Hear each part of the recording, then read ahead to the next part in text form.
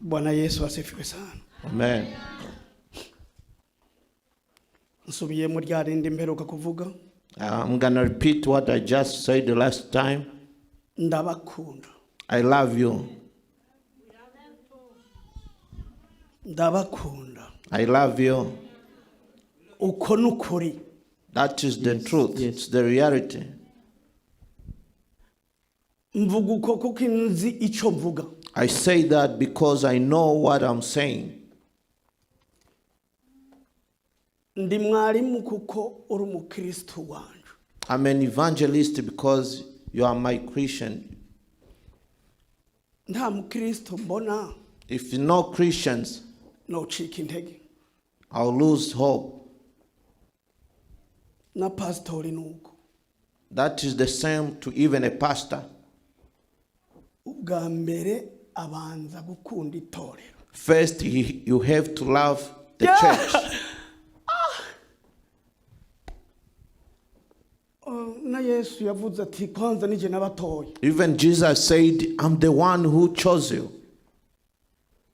Imana ibanza ikitegereza. First, God looks ingabire iri mu muntu, within the talents or gifts within a person. Hanyuma ikamugira uwo ariwe. Then he makes you to be someone. Niko na jewe ndakwitegereje. That is how when I look at you,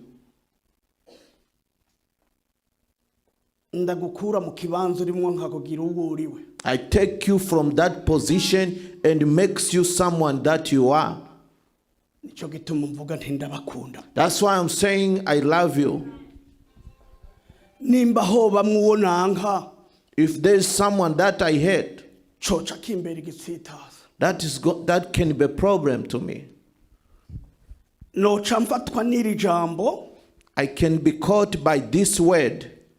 Uyu mukozi w'Imana avuze. The previous preacher just talked. Wiruhiriza iki? Why do you thrive kwigisha urukundo abandi nawe atarukundo to preach love when you don't even have love in you? Hallelujah. Amen. Imana imuhezagire. May God bless you. Nukuvuga tubangutse. That means dufise icigisho nkuko yabivuze. We have a preaching, like he said, cy'agakiza, about salvation. Nanje niryo jambo mperako. That is the same topic that I'm going to talk about. Nuwundi. Even the next one will also talk about it. Kugira ngo ishengero tugire umuzi canke ikintu duhagazeko. So that we build a foundation of something we stood on.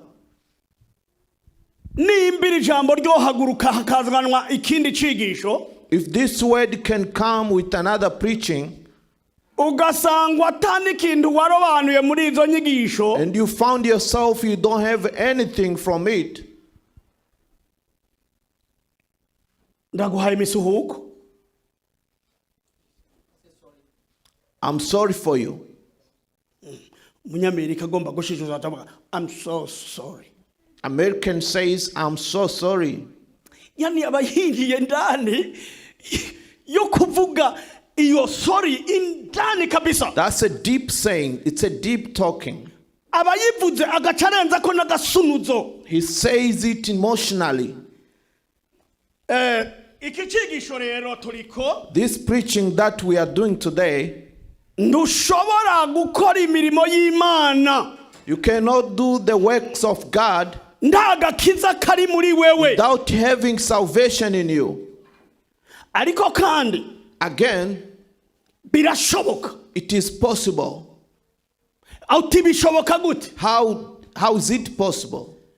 Nikuko Imana ibaza ngo wiruhiriza iki? Why is God asking people, saying, why are you thriving? Why are you struggling by yourself? Kandi uhejeje kuvuga ivyo nyene, and after doing that, hanze outside, uchukora ibinyuranye n'ivyo wakoze, you go and do different things from what you said. Bwana Yesu atuhurumie sana. May God forgive us. Tuvuga karorero. For example, ndashobora kuririmba nkaririmbisha ishengero. I can teach, I can sing, and ishengero mukanyitabira with the church,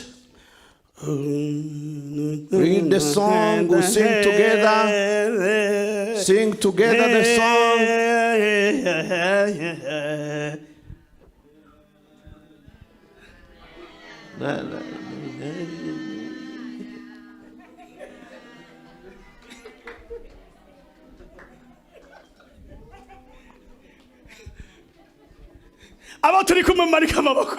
If we are together, raise up your hands. Those who understood me.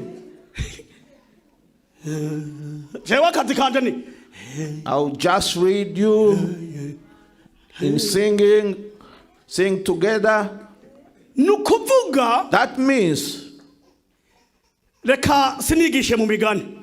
me not use proverbs.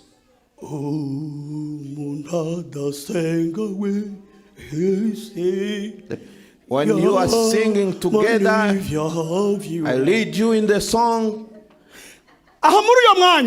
In that time, I'll be singing like Eugene, and Eugene will be singing about me. We'll all be singing together. But the question, nijoro at night, kubari bagiriwe ubuntu, to those who were blessed bakaba hano, to be here yesterday, amatwi ansumira bize ngo sometimes they say, kuko nohava nkubaza ngasanga ntiwaje. I don't want to ask you, maybe you did not come. Ubutumwa bwa nijoro, the preaching of yesterday, buvuga ngo, it said, ubwami bw'ijuru, the kingdom of heaven, ababukurikirana neza, those who follows it carefully, barahiganwa, they are in a race kugira ngo bashikire to get igitsibo, to the prize. Kandi mu bahiganwa, And among those in the competition, bonyene themselves, it is within that group where we get those who achieve. And those prizes are different. The first one received this, the second received this one, the third one received the other one. So the question, if the kingdom of heaven is about competition, yes, he also said, they will be like in a race. They will be like in a race. So in that same race, in that same running, what is their purpose? To receive the prize. So the reality, if we don't lie to each other, we sing that we are serving God to receive a prize from God. Did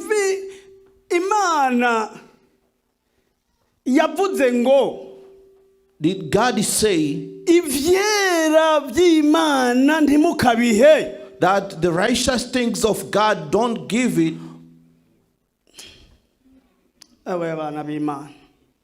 That don't give the righteous things of God to dogs. Do you think income tax is going to be received to someone who did not work?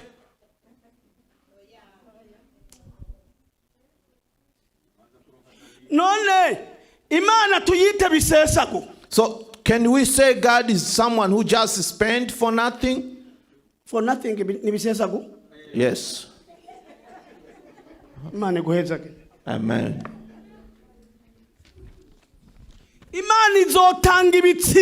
God will give prizes to those who deserves it. Yes.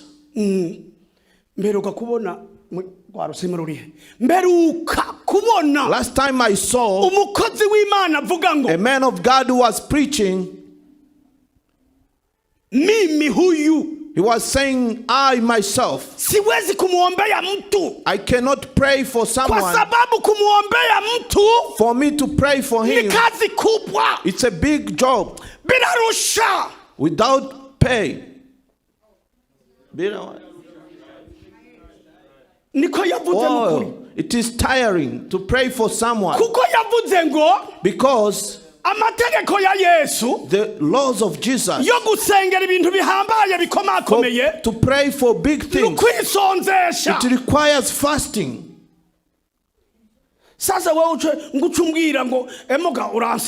Then you come to me and say, please pray for me. Please pray for me, I have a problem. Then you go home, you eat, you enjoy food, you make yourself full. The other one, please pray for me. Then you go home. You start to eat from Monday. And then I fasted for the whole week. Then he said, I cannot do that job. I cannot do that job. May Jesus forgive us. There are secrets of God that are difficult to understand. If the servants of God are talking to God about what we are facing here, like praying for getting the church, sometimes they go and they talk. They say we need to command the church to pray for 2 weeks. Or 1 week. Then Eugene and someone else will come. The other one will come. Then I'll just relax. It's because you didn't hear my testimony. Let me repeat it a bit. I used to be 42 kgs. I tell you the truth. The ones you see, they used to pray for me about 2 months. They used to pray, then I said, pray so that I get healed. I just want to be healed. I just wanted to be healed. The other things I don't mind.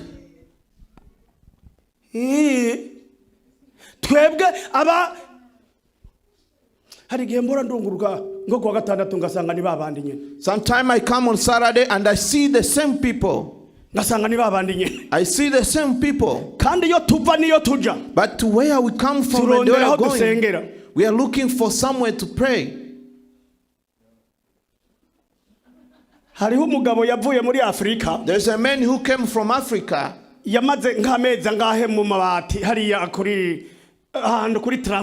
spent about some months at a transit center. He was hit by hunger until they brought him here. He's now in Oregon.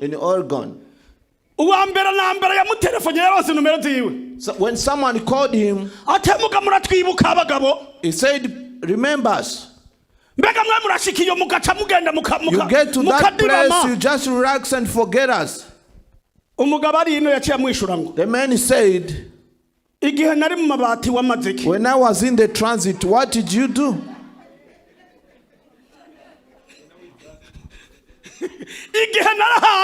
When I was somewhere, what did you do? What did you do in my life to help me? I can say you are lucky. Some people even say in Proverbs. But because we know God, we have responses of the people who were born. We respond like born again. If someone does bad, just do good for him. We are on the word of salvation. Before I enter the word of God, I want to tell you, where you are at home, even those who are here, it is salvation that will make you to get something. You will receive a temple of God when you are saved. You will receive a temple of God when we hold each other. Because if we die together, we have to pray God together. Come, we pray God. Because when you receive it, you will be among them. You will be called about it. Where are you now?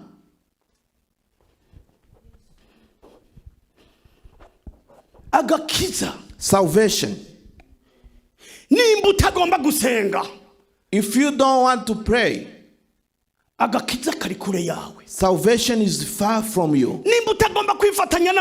If you don't want to be together with others, when you fight the war, fight the fight.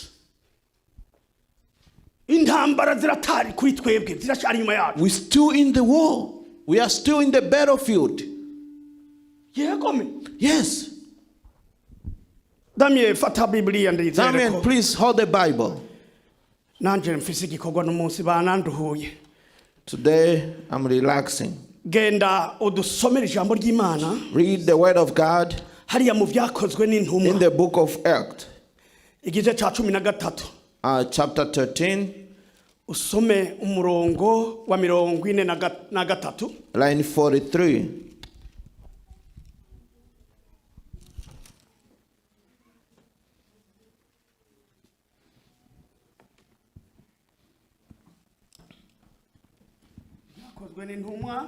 The book of Acts 13, line 42 to 43. Ibyakozwe n'intumwa 13 duhere ku murongo wa 42 hanyuma na 43.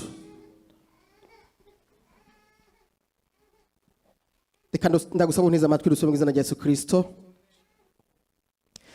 Bariko barasohoka barabinginga ngo ayo majambo azavugwe no kwisabato izoza. 43. Abari mu sinagogi bamaze gusabagira, benshi mu bayuda bo nabatoye idini yabo bakubaha Imana bakurikira Paulo na Barnaba. Nabo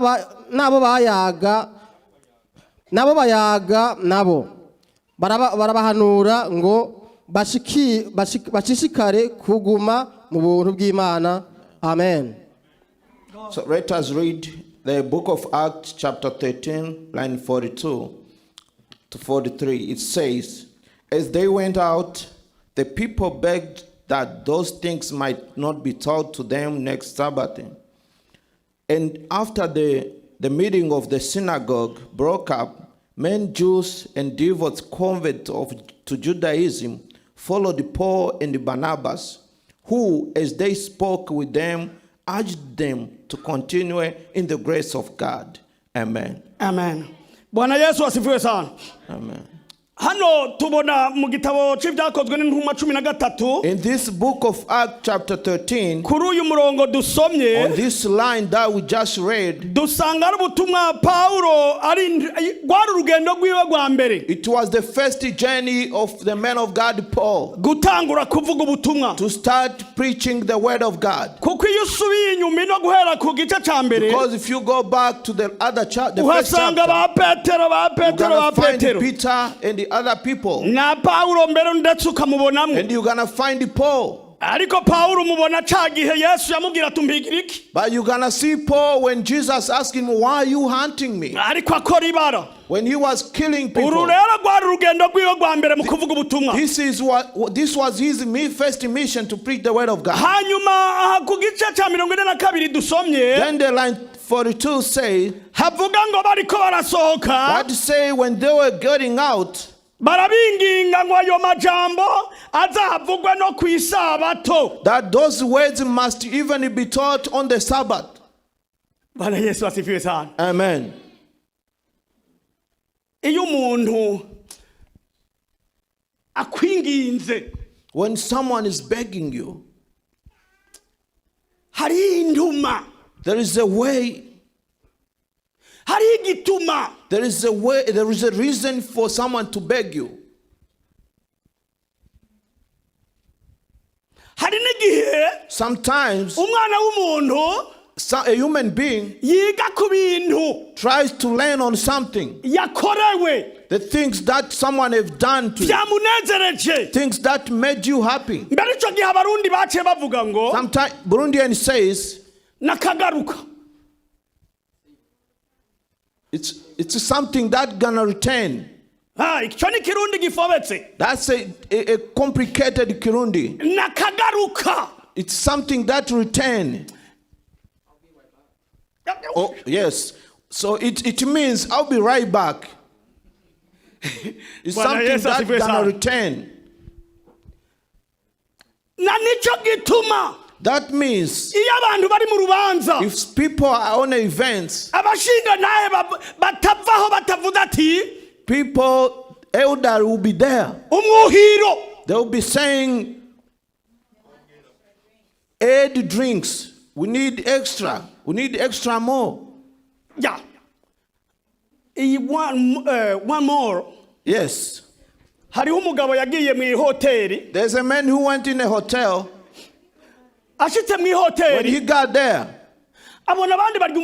he saw people eating omelette. And he was seeing other people eating other things.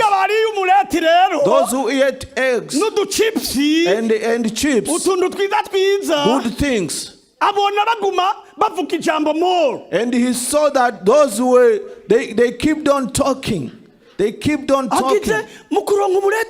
Then he said, so if you eat this, you're going to speak more. Then he called them. He called them. They came. How can I help you?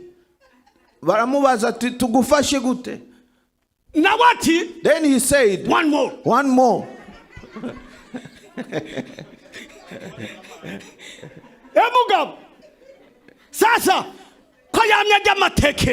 Because he was eating amateke. Amen.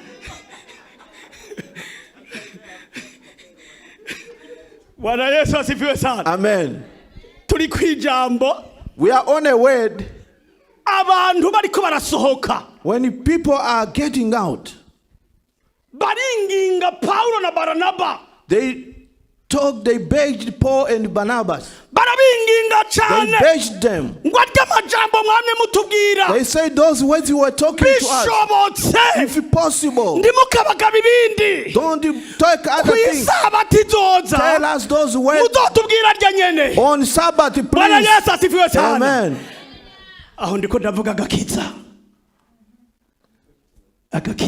I'm talking about salvation. Even next week we're gonna talk about it. May God be glorified. Salvation. It is what we pray for the men of God. We pray saying, our God in heaven, we are in front of the temple. We wish salvation in the church. We want people to be saved among the singers. Not this kind of salvation. No. The deep one, the one inside you. The inner person. The inner person. Amen. Let's continue. Let me tell you. These people who were begging this Barnabas and Paul. Barnabas said, he said, men, brothers, the ones from the family of Abraham, and those who fear God. Those who fear God. The word of this salvation came because of us. Hallelujah. Amen. Do you hear that? In Kibembe they say that. In Kifred they say the same. Yes. In Ringara oyokinga. In Kirundi turi kumwe uranyumva. You hear me? Do you hear me? Are you getting me? That's the salvation we are talking about. Not the ones you have at home. Amen. This salvation we are talking about. It's for those who listen to us. Those who are here. Those who are far. Those who are at home. Those who are listening on the computer. We are saying salvation to human being. It is ahead. May Jesus be glorified. Yes. If you have a salvation, you don't see adulteries and go together. If you see salvation, the taste of drinking beer goes. If you have a salvation, the man, if your wife comes, you are like this. The Holy Spirit will keep you like that. Amen. Salvation will stay. Hallelujah. It controls you. Yes. You remember that man, the person who had bad discipline, bad behavior. But I know you guys have good behavior. That man had no behavior.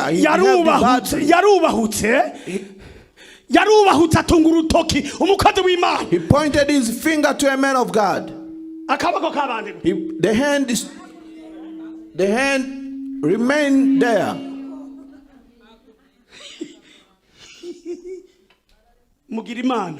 You are blessed. We need to respect men of God. I'm not in this position because of myself. The pastor said to bless me. I just knelt down. I could. And they prayed for me. And the angels were surrounding me. We were anointed. We were anointed. Hallelujah. Amen. Yes. Hallelujah. Yes. Amen.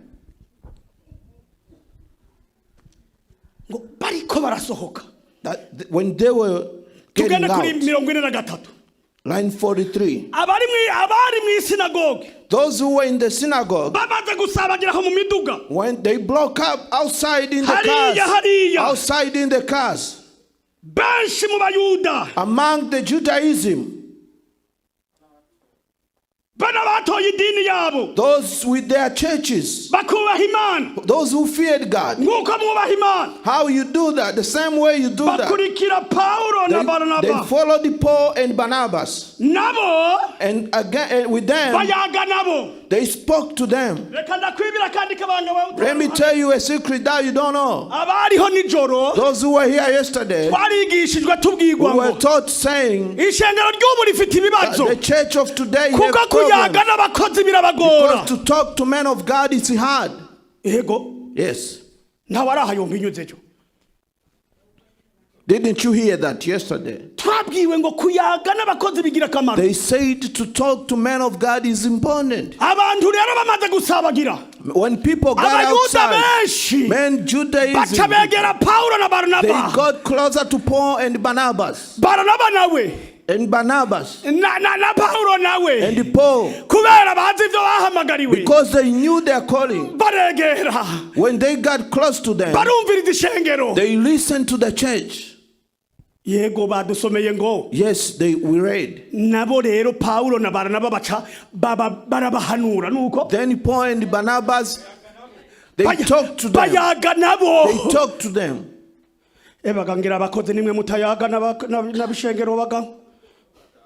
Can we say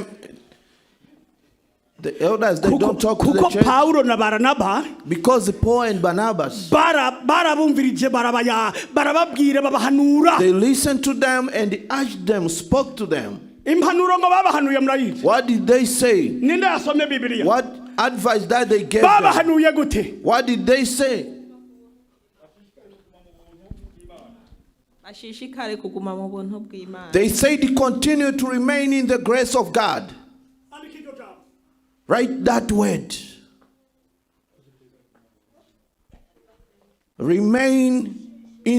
Continue to remain in the grace of God. Why? For what reason? Because they came. They made a step. Because we read that they were out. Then they went outside. That is the truth. Yes, it's true. You cannot just come when someone is praying and you come and disturb. People first go away because everyone has his own problem. Is it not so? Everyone have his own problem. When you see Mamuhoza with Alex, go to Mr. Wilson. Go to a man of God. Go to man of God. That is why. That is why Jesus said, and may Jesus be glorified. Jesus didn't send one person. Yes. Those you see sitting in front, all of them, they are called to gather. They just speak once. And they come. They even. Amen. All those you see, whoever you get, he's gonna advise you the same others they advise you. Don't leave the grace of God. Stay in the grace of God. Where are you standing? Are you in the grace of God? Are you in the grace of God? Are you in the grace of God?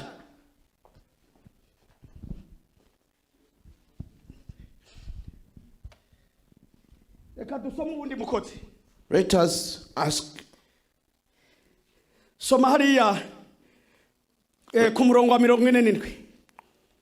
Let's read line 47. Dusome kuri 47 haravuga ngo kuko umwami Imana ariko yatubariye ati kabisa ndagushizeho ngube umuco w'amahanga kugira ngo nabo ku mpera y'isi ubashikirize agakiza. Amen. Amen. Bwana Yesu asifiwe sana. Amen.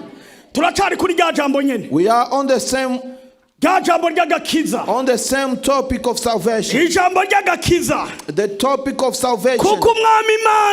Because of God. Because he commanded Paul and Barnabas. That is why he just read. God, that's why he just told us. That's I'm commanding you. So that you will be a light for the Gentiles. A question. The question is not me. God, to take you from adulterous and immorality and put you in the church. Did you come in the church to teach people to commit adultery? If God took you from drunkenness, forgive me.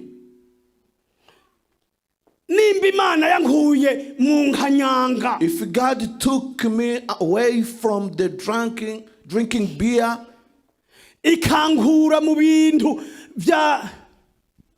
take me away from the fighting every day. Did he bring me in this restoration to do what?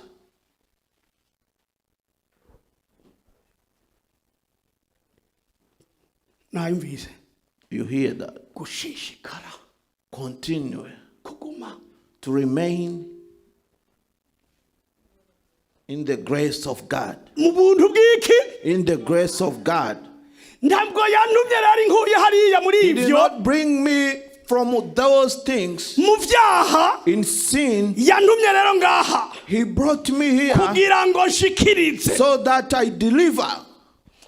Iki kintu reka tukivuge abaga ndaza abarundi. Let us talk about it. Abarundi biragora kumviza ikirundi. I know Burundi and sometimes we struggle to listen to Kirundi.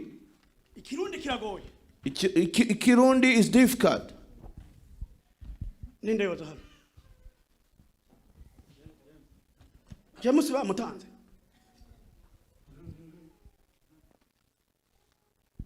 Mushire Mama Muhoza yibaruwa. Give to Mama Muhoza that letter.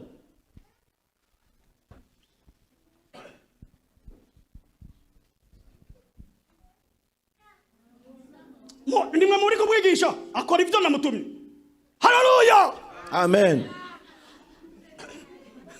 Mwamari muza karino. Haleluya. Amen.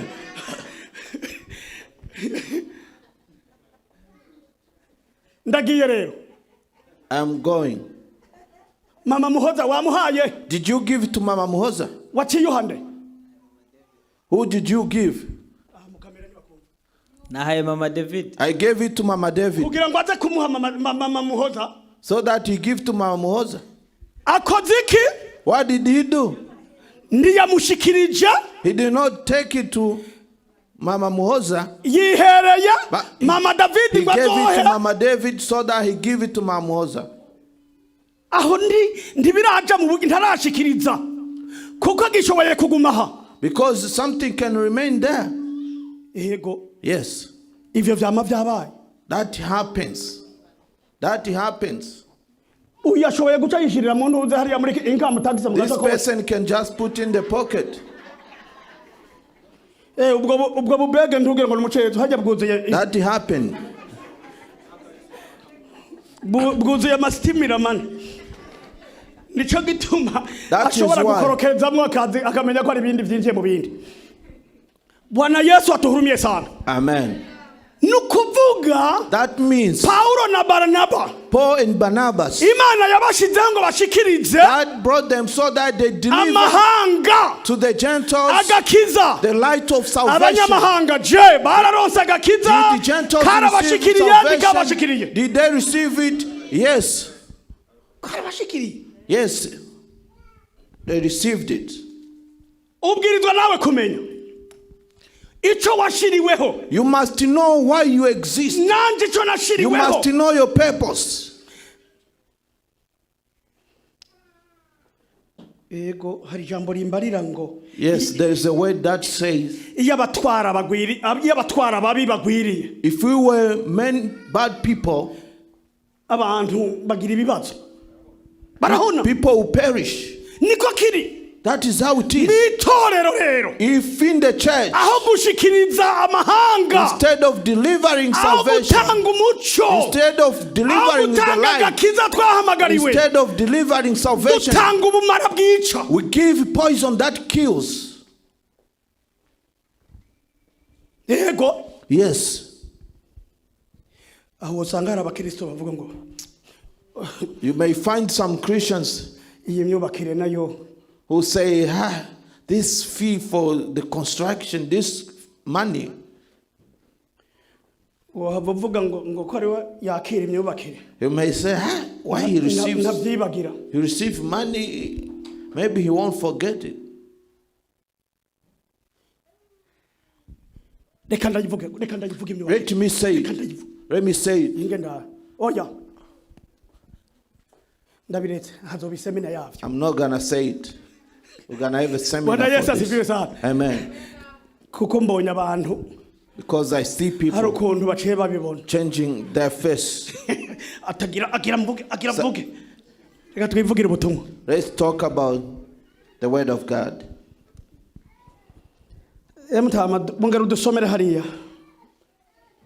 Can you read that? Read for us. Timoteyo wa mbere. Book of Timothy, 1 Timothy. Igice ca mbere ku murongo wa 16. Chapter 1, line 16. Tuharabe ikindi kintu twahamagariwe. Let's see the other things that we called for. We're not just called. Ntitwahamagariwe gusa. We were not just called.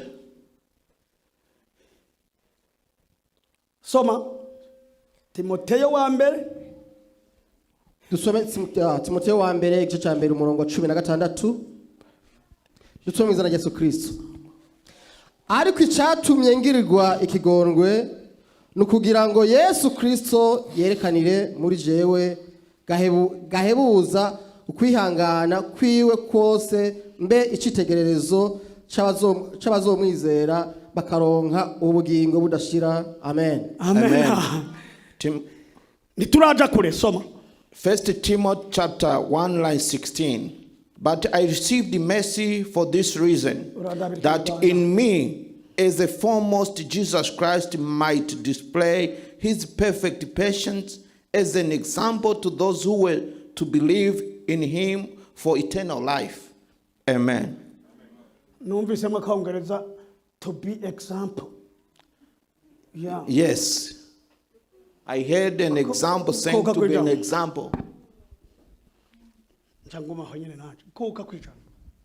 izina rya Yesu. Timoteyo wa mbere igice cya mbere umurongo wa 16 haravuga ngo ariko icyatumye mbabarirwa nukugira ngo Yesu Kristo yerekanire muri nge mwimbere kwihangana kwe kose ngo mbe icyitegererezo cy'abamwizera bagahabwa ubugingo buhoraho. Amen. Nuko muri benshi. It's because we are many. Nari kubaza umwe. I would have asked the one by one. Muri aya majambo badusomeye ijambo tugomba guhagararako. Among this word, which word do we plan to stand on? Ino nza numvise iyo naho. Hallelujah. Bwana Yesu asifiwe sana. Ndabakunda kuko murakwirikirana. I love you because you follow. Nagira ngo duhava dutandukana mu butumwa. I thought we're gonna separate ourselves from because of the word, within the word. Icyatumwe. The reason aba bagabo cyangwa uyu mugabo Paulo. This man Paul agirirwa iki? To receive mercy. Icyatumye harigwa. What made him to be forgiven?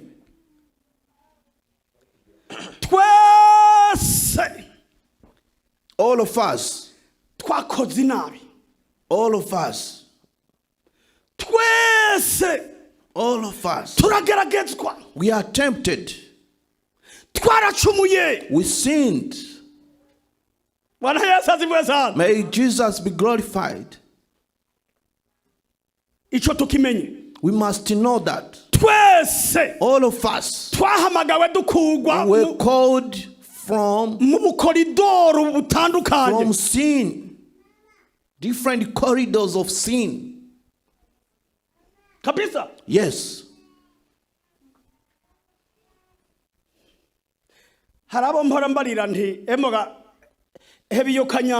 Some people, I tell them, hey, stop drinking that beer. There is a beer called the Kanyanga in Africa. So it's a strong beer. Kapisa? It's called the Kanyanga.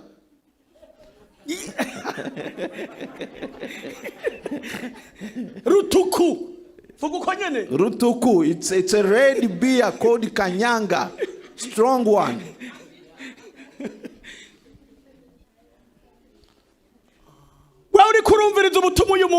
The one who is following us today. The word Rutuku. Those who lived in Tanzania, the camp of Mutabira, they know a beer called Kiboko. They know a beer that they used to call Kiboko. Yeah. It's a strong beer. Oh.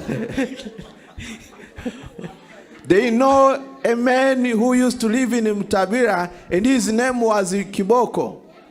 Oh. That man,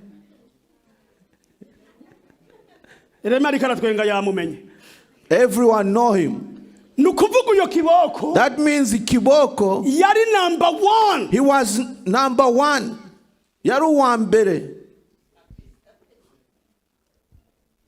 Uyo rero niyo level nari ngeze ko gutemberana nawe. That was my level. That was my class. Sasa hagarika. I'm saying stop. There is no benefit. There is no smartness. There is no wisdom, nothing. You stop it. Because we are in a difficult time. The days that are remaining, we can count them. Those who understand the Spirit, they say we are in the last days. We are in the last days. I'm saying receive salvation. Receive salvation.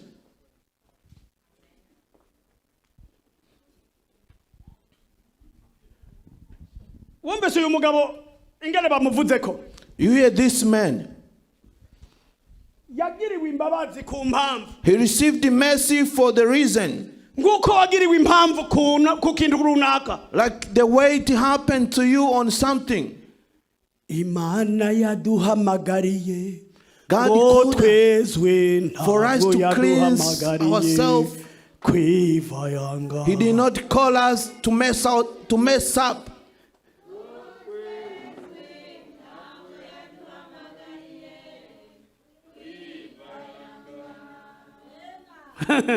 Amen.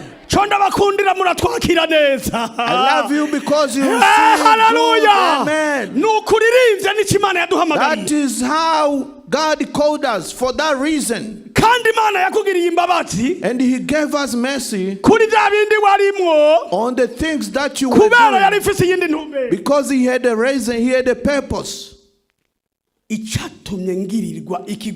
reason why we receive the mercy is for Jesus Christ to be displayed in me.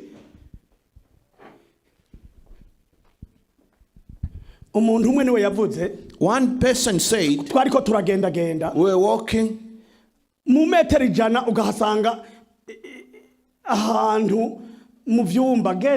ghetto no kivuga gute.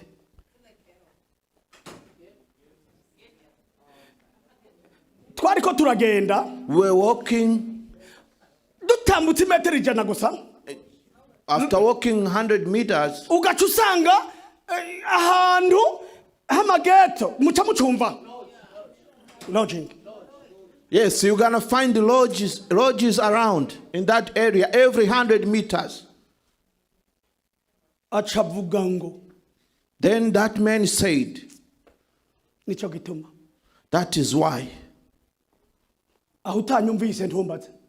If you don't understand me, don't ask me. Kuko no hava mvuga. Because I don't want to say. Nyirubwo buraro. Simvuga rero ndafisa ahantu ngarukira. I know my limits. Abantahuye mu manika maboko. Those who understood me, raise up your hands. Sawa, mane baheza. May God bless you. Murabwira abo batantahuye. Tell each other, tell those who didn't understand. What I tried to say, if those kind of houses are there, if you go with a good purpose, if you have not stolen to anyone, you take someone that you not steal, may God bless you. But if you go there in those houses, someone that you have stolen, that's what I'm saying. You take someone who don't belong to you. You take someone who doesn't belong to you. You take someone who don't belong to you. These days they pay for us. Let me say it. Let me say it. You can take me if I'm not careful. Amen. If I'm not careful, I can be taken. They can take me if I'm not careful. Never. But never. That will never happen. Amen. That means we were called to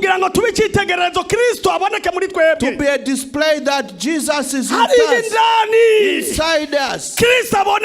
He's in us. When I raise up my pants and put it outside, Jesus is going to be displayed in my dressing.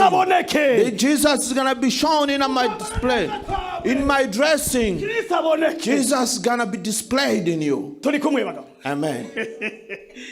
Yeah. In your dressing, may Jesus be displayed in you. May glory be to Jesus.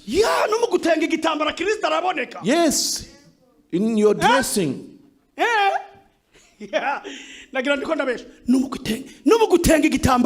Even in your dressing. Jesus, in your walking, they can see that I'm a Christian. May Jesus be glorified. In my talking, Jesus can be displayed. He will say, they will say he talk like him. Then Peter said, no, I'm not. He said he walked like him. Then he said, no.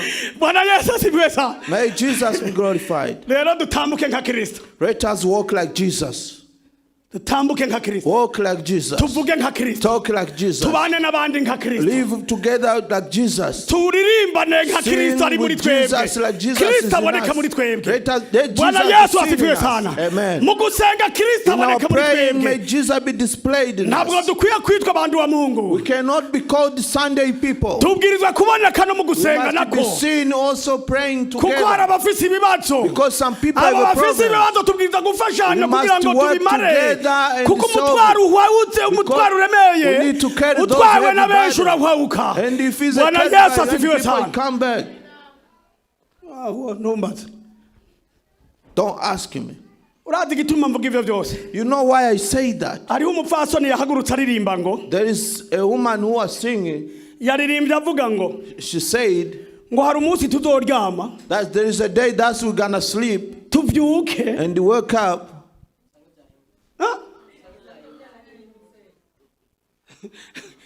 There's a day we're gonna sleep and wake up and it's a different day.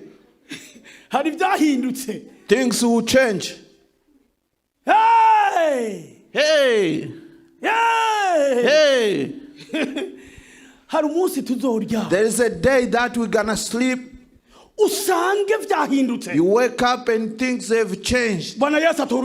May Jesus be glorified.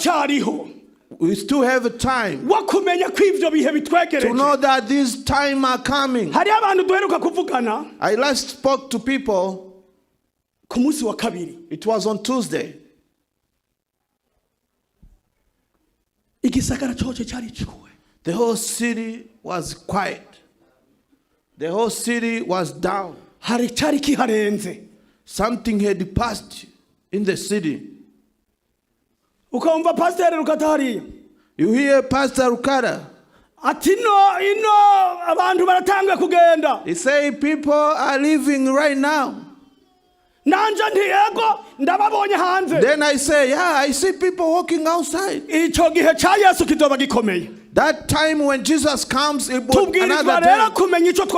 We must know why we were called. These are the words God gave me, so that we share. Those who heard them, may God bless you. Let's give this time to the leaders so that they take this time. May God bless you.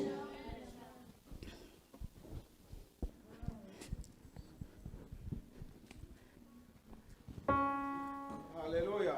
Amen.